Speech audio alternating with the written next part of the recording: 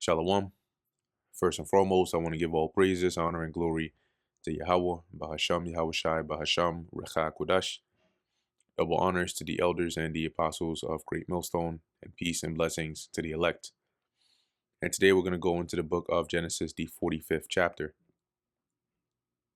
Then Joseph could not refrain himself before all them that stood by him. And he cried, "Cause every man to go out from me." So he basically gave a command to everybody, give me the room, basically. And there stood no man with him, while Joseph made himself known unto his brethren. So now he basically revealed who he was to his brothers. Because hearing that, in that whole situation, remember, from Joseph's standpoint, right, having been sold at a young age, he's been living a good amount of his life here now in Egypt, right? To the point where he has children, and he named one of them Manasseh to say the Lord made him forget the troubles of his past, basically. And so now to see his brothers, number one, and to hear the story, the situation, to hear, how his absence has had an effect on Jacob, and basically how Benjamin's loss would be too much for him. Like, all of this is just, it made him, as it says, he couldn't refrain himself. So he clears out the room. All of his servants are gone. And as it says, he made himself known to his brethren, and he wept aloud, and the Egyptians and the house of Pharaoh heard. So he really broke down to the point where those that were outside, the servants, they heard it, to the point where even word reached that of Pharaoh. And Joseph said unto his brethren, "I am Joseph. Doth my father yet live?" And his brethren could not answer him, for they were troubled at his presence. And two things, right, that are adding to them being in shock. One, he's saying that he's Joseph. Two, he's saying that he's Joseph in Hebrew. And so so they're like trying to process all of it at once. Like, okay, he just spoke Hebrew. This whole time he's been speaking the Egyptian language. We thought he was some Egyptian lord. Like, what are the chances that this is actually Joseph? And so all of this is coming back on them at once, and they're just like, oh shoot, like they were just in shock. They couldn't answer. And Joseph said unto his brethren, "Come near to me, I pray you." And they came near, and he said, "I am Joseph your brother, whom ye sold into Egypt." And so now, looking at him closer, hearing those words, remembering that, and piecing everything together, he's speaking Hebrew, he knows about being sold. Now they're starting to see it, like, oh shoot, because there are certain features, all right, that about a person that you it once your mind is on it, you'll recognize. Now therefore be not grieved, nor angry with yourselves that ye sold me hither. For God did send me before you to preserve life. So he basically starts to explain to them that, look, this was just the means by which the Lord decided to send me into Egypt, so that I could be in a role eventually that would preserve both you and our father, and basically our line. Hence this famine that they are in, and Joseph is in a position to be able to feed them. For these 2 years hath the famine been in the land. So that means, and there are yet 5 years. And yet there are 5 years, in the which there shall neither be earing nor harvest. And God sent me before you to preserve you a posterity in the earth, and to save your lives by a great deliverance, so you wouldn't all starve to death. And that way your lineage can continue. So now it was not you that sent me hither, but God. And he hath made me a father to Pharaoh, i.e., Pharaoh listened to everything Joseph said, and Lord of all his house, and a ruler throughout all the land of Egypt. Haste ye, and go up to my father, and say unto him, Thus saith thy son Joseph, God hath made me Lord of all Egypt. Come down to me, tarry not. So go and tell him that, and bring him here immediately. And thou shalt dwell in the land of Goshen, and thou shalt be near unto me, thou and thy children, and thy children's children, and thy flocks, and thy herds, and all that thou hast.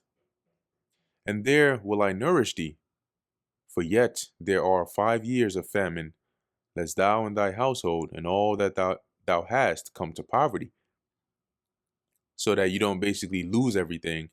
Go and get him and bring you your house, bring everybody here, and I'm gonna preserve a place in this land for you, so you can dwell there.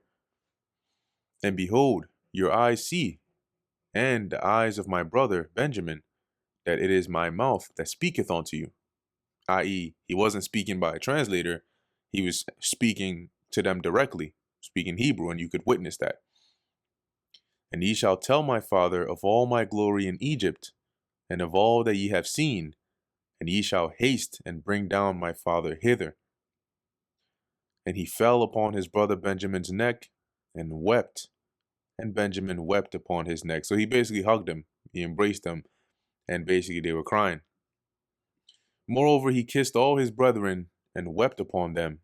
And after that, his brethren talked with him. So at this point, it was like a reconciliation, and so they had their moment. And the fame thereof was heard in Pharaoh's house, saying, Joseph's brethren are come. And it pleased Pharaoh well, and his servants. So they were such a touching story that even they were happy to hear it. Oh, good for Joseph, good for Joseph.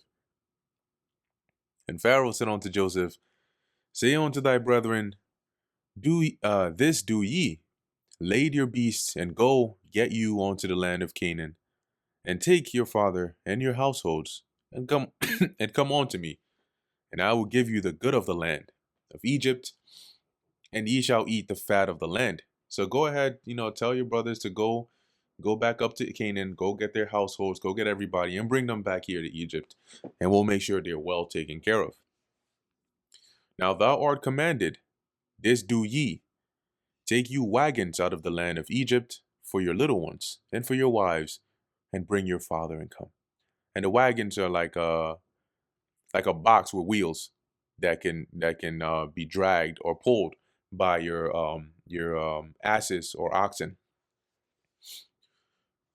Also regard not, and this would be once again because it was a long trip, right? So for the children and the women and the old, they could be dragged or carried in the wagon.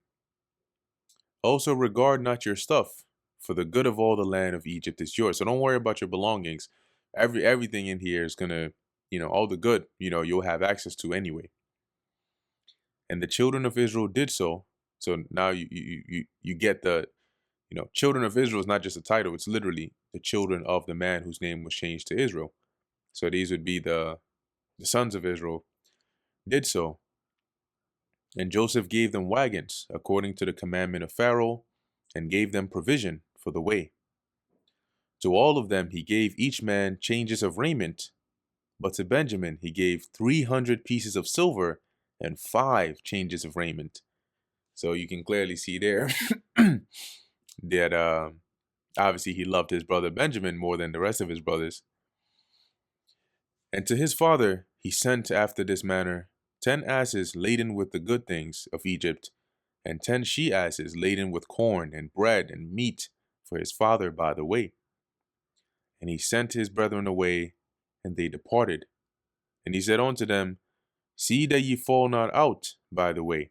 So basically, don't go fighting amongst yourself concerning this on your way back, on whose fault it was, and you should have listened, and this is water under the bridge.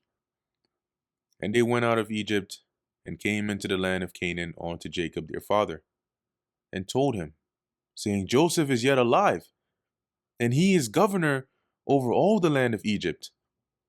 And Jacob's heart fainted, for he believed them not. He said, Oh no, stop it. If this is a joke, it's not funny.